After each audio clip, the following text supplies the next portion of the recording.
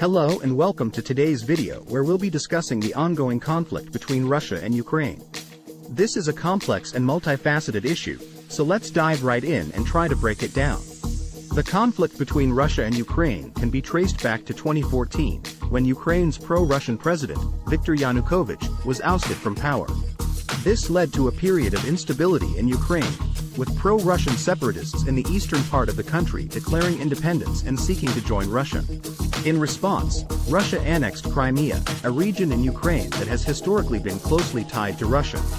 This move was widely condemned by the international community, and the United States and the European Union imposed economic sanctions on Russia in response.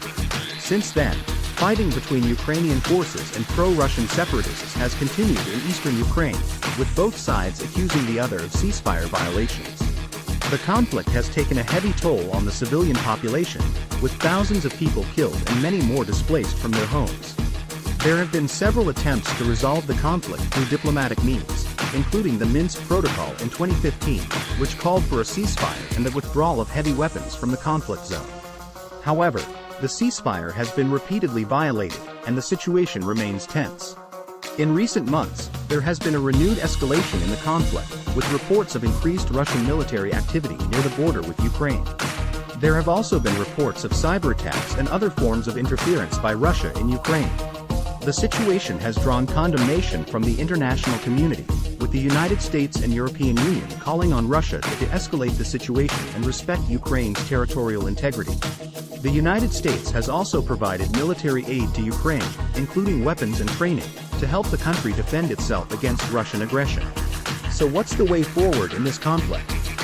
Unfortunately, there are no easy answers. The situation is complicated by historical, political, and economic factors, and resolving the conflict will require a concerted effort by all parties involved. In the short term, the priority must be to prevent further escalation of the conflict and to protect the civilian population. This will require a commitment to a ceasefire and the withdrawal of heavy weapons from the conflict zone.